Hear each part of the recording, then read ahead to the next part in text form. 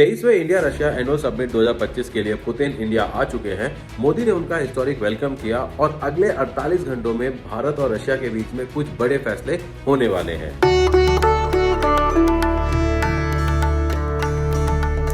लेकिन उससे पहले ही एक कंट्रोवर्सी शुरू हो चुकी है।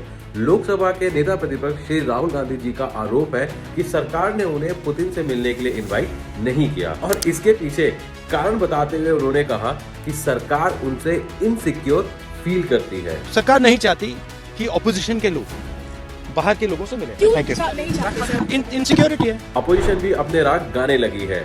एलओपी को क्यों नहीं बुलाया, डेमोक्रेसी खत्म हो गई है क्या? लेकिन क्या वाकई में सरकार राहुल गांधी से इनसिक्योर फील कर रही है? पिछले 10 सालों में राहुल गांधी के फॉरेन ट्रिप में एक पैटर्न दिखता है। डोमेस्टिक फ्रस्ट्रेशन को वो इंटरनेशनल मडस्लिंगिंग बना देते हैं। 2018 हैम्बर्ग जर्मनी में राहुल गांधी ने कहा कि लोगों को एक्सक्लूड करने से वो आईसिस जैसी एक्सट्रीमिज्म की तरफ जा सकते हैं। आईसिस का एग्जांपल देकर उन्होंने ये वार्निंग दी कि भारत जैसे देश में अगर ऐसा कुछ हुआ तो वो बहुत ही डेंजरस हो सकता है। एक तरीके से उन्होंने इंडियन पॉलिटिक्स को टेररिज्म के पैरेलल रख दिया, वो भी फॉरेन सॉइल पर। 2023 कैम्ब्रिज यूके में राहुल गांधी ने कहा कि Indian democracy is under attack, institutions are captured. ये ग्लोबल मीडिया में हेडलाइन बन गया। 2023 जॉर्ज टाउन यूएस में कहा कि इलेक्शन फेयर प्लेइंग फील्ड नहीं है और की इंस्टीट्यूशन मोदी और आरएसएस के कंट्रोल में आ चुकी है। 2024 के यूएस टूर पे उन्होंने कहा कि इंडिया की फाइट इस बारे में है कि क्या एक सिख टर्बन, कड़ा और गुरुद्वारे जाने की फ्रीडम रखेगा या नहीं। इससे ये इंप्रेशन गया कि भारत में religious freedom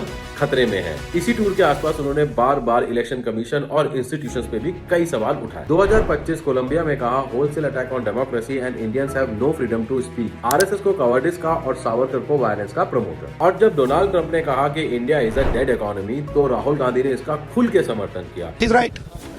I mean, everybody knows this, except the Prime Minister and the Finance Minister.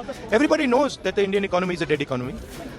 I'm glad that President Trump has stated a fact. अब यहाँ पे एक सवाल आता है, क्या आपने कभी भी किसी भी फॉरेन लीडर या उनके रिप्रेजेंटेटिव्स को भारत में अपने देश की बुराई करते देखा या सुना है? इतिहास को लेके भले ही वर्ल्ड लीडर्स ने माफी मांगी है, जैसे यूके के किंग चार्ल्स ने कॉलोनियल सफरिंग और जापान के पीएम शिंजो आबे ने इंपीरियल एट्रोसिटीज को एक्सेप्ट किया है, लेकिन कोई भी वर्ल्ड लीडर दूसरे देश में अपने देश की इमेज को खराब नहीं करता। राहुल गांधी कहते हैं कि पहले एलओपी को हमेशा फॉरेन डिग्निटरीज से मिलाने के लिए बुलाया जाता था। ट्रेडिशन है, ये नॉर्म है, बट मोदी जी इस नॉर्म को फॉलो नहीं करते हैं। पर पिछले 26 साल का रिकॉर्ड कुछ और ही बोलता है। सोनिया गांधी ने यूएन और हार्वर्ड में इंडिया की तारीफ की। आडवाणी ने कभी भी फॉरेन सॉइल पे इंडिया को वीक नहीं दिखाया। सुषमा स्वराज ने यूएन, यूएस, चाइना हर जगह इंडिया को डिफेंड किया। यानी ट्रेडिशन यही था, देश को बाहर बदनाम नहीं करना। पर वहीं राहुल गांधी विदेश में भारत और यहाँ के इंस्टीट्यूट्स को बदनाम करने का कोई भी मौका नहीं छोड़ते। इनके लिए देश से ऊपर इनके खुद के और इनकी पार्टी के वेस्टेड इंटरेस्ट हैं। पुतिन का विजिट कोई टूरिस्टिक यात्रा नहीं है। Russian China equation, western sanction,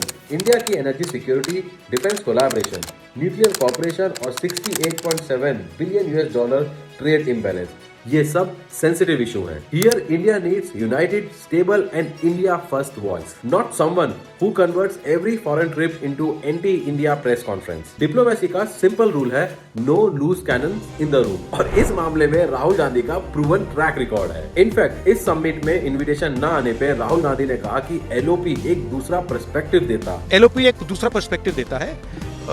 Hindustan को हम भी रिप्रेजेंट करते हैं। मुझे पूरा यकीन है इनका दूसरा पर्सपेक्टिव होता वोट चोरी, इलेक्शन कमीशन कॉम्प्रोमाइज है, डेमोक्रेसी खतरे में है, ब्ला ब्ला ब्ला। तो हाँ, राहुल गांधी को इनवाइट ना करना बिल्कुल सही डिसीजन है, 100% करेक्ट। जब पुतिन जैसा लीडर इंडिया के साथ स्ट्रैटेजिक डिसीजंस फाइनलाइज कर रहा हो, उस समय India needs unity, India needs clarity, India needs responsibility, not a foreign stage drama.